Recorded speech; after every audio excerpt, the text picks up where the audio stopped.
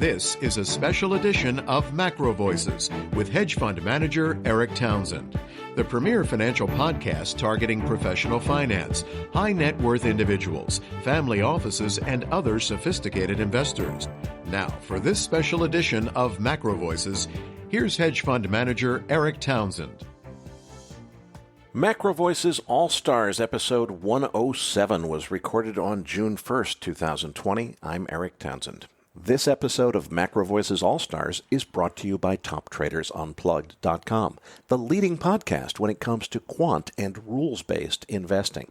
I'll tell you how to claim a free copy of their new guide to the best investing books ever written at the end of this episode. Joining me today is Alhambra Investments Chief Investment Officer Jeffrey Snider. Jeff prepared a slide deck, as usual, for today's podcast. You can find the download link in the description of this podcast on our homepage at macrovoices.com. Jeff, when we last got together at the end of April, you talked about the inflation prospects for the Fed's money printing. Now here we are on the first day of June, and you're back to talk about the inflation prospects of the Fed's money printing. So did you have a memory relapse? Have the facts changed, and that's changed your opinion? What's going on here? Why the repeat? Well, we may be stomping over much of the same ground, but there's been several key developments that I think demand everyone's attention. The first part everyone knows, as you just mentioned, the so-called money printing. That's the part that you can see. The second part, what we are not seeing in the bond markets, is the response to it. Like prior episodes of the so-called money printing, the Fed's so-called stimulus, the bond market just isn't buying what the Fed is selling, and we need to be just as cautious. So despite this, the hysteria reached a fever pitch a couple weeks ago when Jay Powell went on, 60 Minutes and said the words, "create money digitally." Now, that triggered a whole lot of the usual hand-wringing and concerns about, hyperinflation, the destruction of the dollar, and so on and so forth. And it's not like Powell really needed to do this. To further emphasize what, in the media anyway, was already being described that way far and wide. Go to slide 3. We'll start there. Ever since mid-March, all we've heard about, especially in the financial press, is this awesome and terrible money printing. But with the mainstream already on his side, Powell's 60 Minutes interview was already a bit peculiar. The timing, as well as what he said during it, raised a ton of red flags. Jeff, when you say red flags, I take it that you don't mean warnings about a repeat of Weimar Germany. That was the common takeaway, or at least the idea of excessive money printing leading to some kind of inflationary or even hyperinflationary result. Yeah, exactly. And that was Powell's whole point, too. That was the implication he very purposefully left for you to draw. From Volcker to Greenspan to Bernanke to Yellen, they were always very careful in what they said in public. Fed speak, as it came to be known, had always meant that the Fed chair would never be so direct, ever. Nothing more than, subtle hints or allegations. Yet here we had the current occupant of the top central bank job openly declaring his money printing flood. Now you have to ask yourself, why? Why the sudden desire to be so direct about it? And it wasn't just that one line either. In fact, on that particular Sunday, Jay Powell absolutely lied his ass off. Very blatant and obvious falsehoods. So again, why and why now? It's one thing to say, as you usually do, that these central bankers don't know their job and don't know what they're doing. But to come out and claim that the Federal Reserve Chairman has gone on arguably the most famous news program and repeatedly misled viewers is a whole new level of allegation, even from you, Jeff. Yeah, and exactly, which is my whole point. Let's go to slide 4 and run right through them. To begin with, when Scott Pelley of 60 Minutes asked Jay Powell when exactly did this light switch go on for him, the so-called crisis light switch, Powell said, "Oh no, there was no light switch, no single aha moment. We saw it coming." That's what the Federal Reserve Chairman actually said. We saw it coming. And it's so obviously untrue. Everyone and anyone who was paying attention during March knows this. If the FOMC saw it coming, then why weren't all those emergency programs up and running by late February? Unlimited QE teed up and ready to go by March 1st. The primary dealer credit facility with its eligibility list already crafted in hand long before that last rate cut. None of that happened because they had no idea what was coming. Instead, it was a series of haphazard reactive responses. When they finally got around to announcing QE on that, that dramatic Sunday night announcement and performance, the very next day on March 15th, The stock market responded with its biggest single-day rout since 1987. But here's the thing. Not every American was paying close attention to all this. You and I were, Eric, as was every single one of our listeners. But the vast majority of the public wasn't. What the public saw and heard was, oh, the stock market's tanking and the Federal Reserve is bailing it out. The stock market stopped tanking, so it must have worked. We saw it coming was Jay Powell's way of putting an official stamp on what is really collective gaslighting. So in other words, they were just trying to further feed the narrative that the Fed's money printing, or whatever the Fed does, is effective. Yeah, no question. The Federal Reserve, we're constantly told, is staffed with the best and the brightest. So don't worry don't worry a thing going forward, Mr. and Mrs. John Q. Public. We saw it coming and then we handled it effectively. And that's the narrative which you see behind Powell's other big lies too. He says the Fed flooded the world with money, that they actually increased the money supply. He knows that's false because the Fed hasn't defined money or used money supply figures in any meaningful way since the 1970s. I mean, why else throw in that line that I've highlighted here on slide 4 at the end of his second big lie? He intentionally adds that the Fed prints physical currency, which is technically true, but played no role whatsoever in anything they did in March or since March. He's being very crafty by throwing this out there so that you actually equate the latter part about currency with the Fed's activities and bank reserves. He very much wants you to think of all of these things as being in the same monetary and money printing bucket when they are not. And then Powell said that the Fed still has a lot more ammunition, which is still true, though, right? Yeah, technically true, but it's still a lie of omission. What Powell was trying to say was that he hasn't exhausted his toolkit. There's still a bunch more things he can do, more assets or asset classes to buy, etc. But these things aren't actually different things. It's all the same thing. It's all about raising the level of inert, mostly useless bank reserves. In other words, everything Powell did in the 60 Minutes interview was to further craft this mystique, this legend about the Fed's so-called money printing. And so again, I have to ask, why and why now? Why does this guy obviously believe he has to go on 60 Minutes and actually sell his money printing flood to the general public? Powell knows his audience very well. If you go to slide 5, particularly the financial media and the financial services industry, he knew they'd lap up his statement about create money digitally, which they did, and they'd never ever call him on what these outright brazen lies. So it's a combination. Everyone can see that the Fed's balance sheet has exploded. The level of bank reserves is up by almost $1.7 trillion in less than 3 months' time. It's definitely the biggest, most aggressive policy effort in the central bank's history. And you can see it. And now Powell's stamping his preferred interpretation of it on the public discourse. Again, if this is actual money printing, why the full court press to sell it? And why now? Why the latter half of May after more than 2 months of doing it? Jeff, this is almost a rhetorical question at this point, especially for our listeners who are familiar with your work and have listened to the last time that you were here on the program. Not everyone is buying this money printing concept. In fact, the whole global bond market seems to be rejecting it. What's going on here? Yeah, another month further down the road than we were last time we were together, and still not an inflationary peep out of the bond market, as you can see on slide 7. The financial media has gone wild with the printing a constant stream of stories about money printing, but there's absolutely none of it anywhere in bonds. I mean, not even a hint.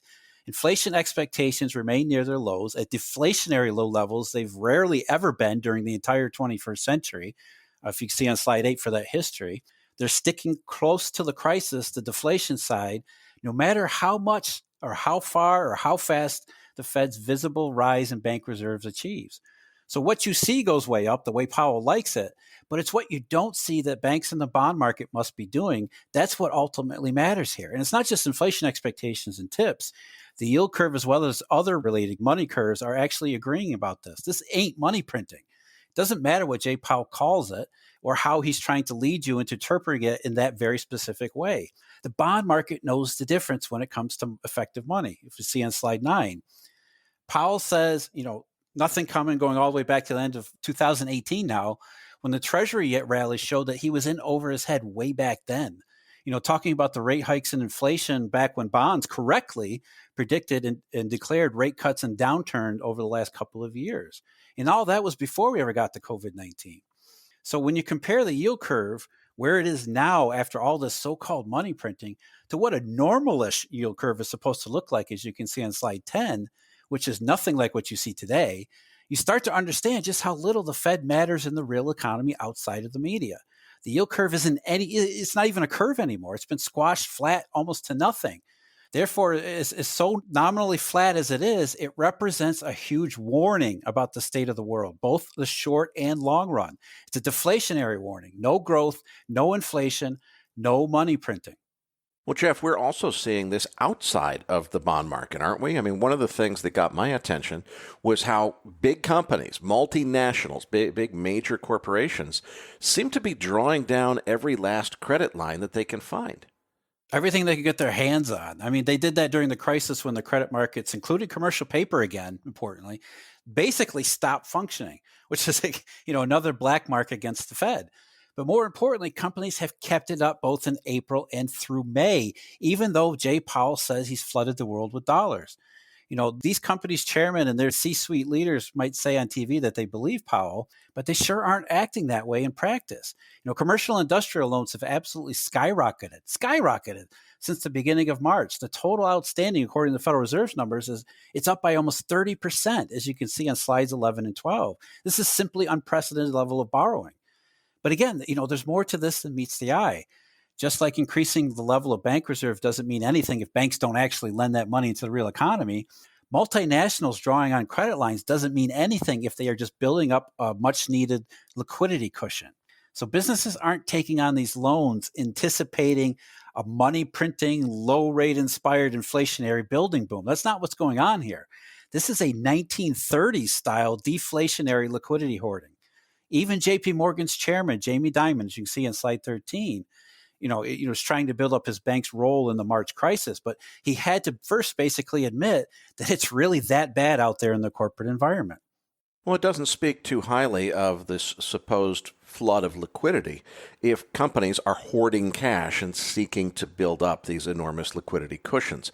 If they're doing that, then what else are they doing that might be deflationary as opposed to inflationary in nature? Well, we know just what that is. I mean, they're taking their axe to their cost structure too, which means largely labor. In preservation mode, survival means cutting down to the bare bone and then going one step further. Initial jobless claims continue to rise by more than 2 million in a single week, as I show you on slide 14. Again, this is unprecedented stuff, simply unprecedented. And we're talking about the end of May now. Now, continuing claims actually declined in the latest figures as the economy has begun to reopen and some people are starting to get back to work. But initial claims show that the layoffs and labor cuts are still huge, massive, and they're running very deep. It took a year and a half for cumulative jobless claims to reach 40 million during the Great Recession and its immediate aftermath. And we saw that just happen in a span of 10 weeks. 10 weeks. And it's still happening at the end of May, even though there's been, presumably, all this money printing. Now, COVID-19 is the underlying shock, but it doesn't explain all of these things and not nearly the level of all of these things. It does start to answer your question about Jay Powell and why he's out there essentially selling money printing or digital creation of money, if he prefers to call it that way, and why he's doing it now. Yeah, Jay Powell's job, as he sees it, is to convince the American public, from corporate managers to consumers, that as bad as all this is, that's the worst of it. It only gets better from here. And the reason it's only going to get better is what he wants you to think of this money printing inflationary takeoff, the Fed taking over the markets, as some have said. He's got to get everyone to believe there's no more downside. There are no more risks. And the reason he's got to sell it so hard is because there are tremendous risks and there is an enormous downside. That was the part about his 60 Minutes interview that was actually truthful. And it was the one little nugget everyone simply missed or glossed over in favor of that create money digitally bit that he came up with. What he said was, the worst is over. What that means, if everything goes smoothly and perfectly, everyone believes in this money printing fairy tale, that by the end of next year, not this year, next year, we might be back to where we were when this thing got started. Okay, wait a minute. I don't think the end of next year is what everyone has in mind, at least those who are optimistically calling for a V-shaped recovery. And if you look at the stock market, the indications are that everything is fine. So next year? Yeah, if you're left with the impression that the Fed has flooded the world with dollars and dollar liquidity, that they saw all this coming and they were perfectly prepared for it, they've handled everything superbly with their powerful digital money creation printing press, then you're going to be less worried about these pesky little details. Now, Jay Powell and his econometric models know we're in big trouble. That's why he's going through with this it's really a disgraceful charade. The most optimistic group of optimists only hope, they don't expect, they only hope we're back close to even by the end of next year. Now, another member of this, optimist club, as I call them, is the Congressional Budget Office. And they use basically the same econometric models as the Fed does to forecast the economic future, as you can see on slide 16. And the reason I put them in this optimist category is that, like the Fed and the financial media, the CBO looks at all this money printing as a huge help. They even call it a flood.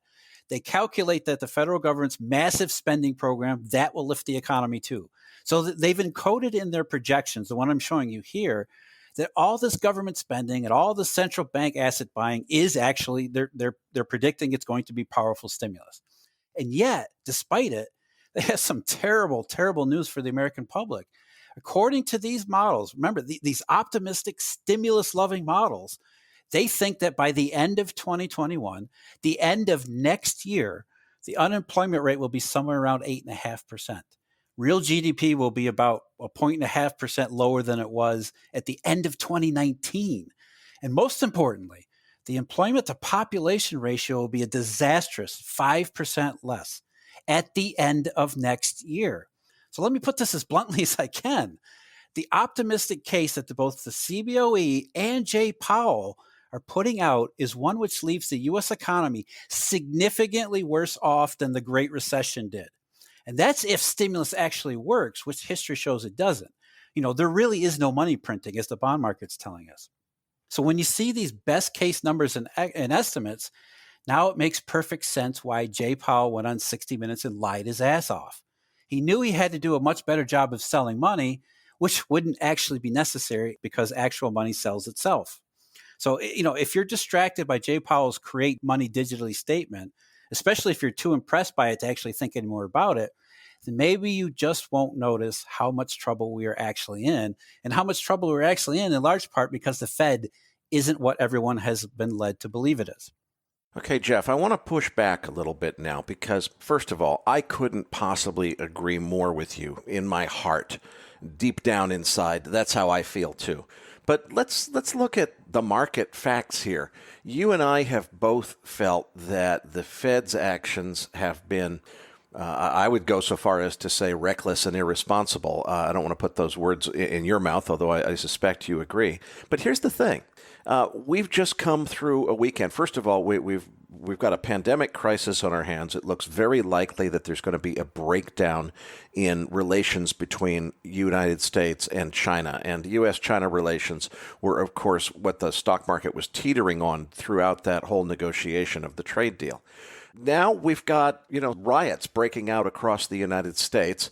Appears as though there's reason to think that this was planned, that there was some kind of concerted effort to simultaneously begin all of this civil unrest across the nation this weekend.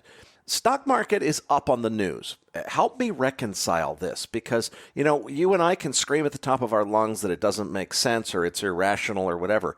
But the fact remains that although you and I criticize the Fed and their actions, one thing seems clear, which is their ability to pump up asset markets hasn't really failed yet. No, and that's true. And I've said that repeatedly too. The Fed, when it does this monetary policy smoke and mirrors, as I call it, the puppet show is what I really call it, its audience isn't really the general public. The Fed isn't doing all of this, QE and bond buying for, the guy in the street, because the guy in the street really doesn't care that much about it. The Fed is doing its dance, doing this elaborate performance art, all for the benefit of the financial services industry. It is signaling to fund managers and people who have gone through mainstream economic school and have been steeped in mainstream economic orthodox thought, that have been taught to believe in the Greenspan put, and the Fed is the most powerful, awesome, effective technocratic instrument that has ever been created in human history. That's what Jay Powell, that's who he's talking to. That's what he went on 60 Minutes to lie about. He wanted 60 Minutes to lie to the fund managers and financial service industry so that on Monday morning, they hit the buy button. That's all it is. It's so that people managing money will be comforted by the fact that Jay Powell seems like he's in control. Therefore, I can tell all my clients on the phone, oh, don't worry. The Fed's got my back. I don't have to worry about my clients getting angry about why am I buying stocks at this juncture, because I can say to them, I have a way to rationalize this buying behavior. I can say, look, Jay Powell told me everything's fine. Why should I not believe the guy? That's what's going on here. The Fed's specific audience is the financial services industry, and it knows its audience very, very well. So is there a breakdown that happens at some point? Is there a moment where the people of the country insist that if there's going to be digital creation of money, not to be confused with money printing, that it needs to go to Main Street, not Wall Street, and at that point it kind of breaks the back of the stock market?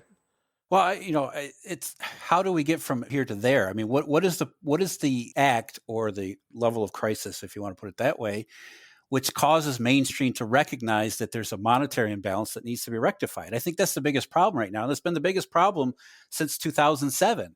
They got away with the first financial crisis because they blamed it on subprime mortgages, which people could understand. When you said, oh, a bunch of reckless banks were lending money to people who didn't need to buy houses that they couldn't afford, people on the street could understand that. When you say global dollar shortage, people don't understand what the hell you're talking about. And so it's hard for the regular person, the regular folks to connect what's going on actually in the financial system and the monetary system with the results they see around them. So there has to be some kind of a way that people can actually see one for the other, that we need to do something about the monetary system because it's causing it's pressuring all of these things that we're now seeing almost regularly in our daily lives. And that's really the hard part, is how do we get from how is the Fed actually affecting the stock market? What does the Fed actually do? And why is that actually harmful? And it's not inflationary. It's not money printing. Jeff, I can't thank you enough for another All-Stars appearance. For people who are not familiar with it, you and our good friend Emil Kalinowski have begun producing another, I don't know if it's a podcast or a video series. Tell us about it. What is it? Where can people find it? Well, they can find it on our YouTube channel at Alhambra Investments or on our regular website, which is alhambrapartners.com. And it's basically a weekly video discussion where we talk about, some of the major elements and points of things going on in the economy and the markets and the dollar system, of course. And we've published it under the Eurodollar University banner, which is something, Eric, you and I started a long time ago, to try to do exactly what we were just talking about, to get people talking about and thinking about how do we connect what's really going on in the monetary system with what's actually what we see in our daily lives and in the economy and all these other imbalances around the world. Why is there a move toward digital currency? Again, as you pointed out, not digital money creation in the Fed's hand, but why are people infatuated with the potential for cryptocurrency, for example? All of these things are happening for reasons, and we're trying to connect all these dots so that people can understand, from A to B, what's really going on out there. This episode of Macro Voices All-Stars was made possible by TopTradersUnplugged.com, the leading podcast on quant and rules-based investing. Be sure to claim your free copy of their recently updated guide to the best investing books ever written at TopTradersUnplugged.com/macro guide. And if you haven't heard it yet, be sure to check out my full-length interview with Niels Kastrup-Larsen on trend-following strategies, which is linked in your Research Roundup email. For the Macro Voices Podcast Network, I'm Eric Townsend.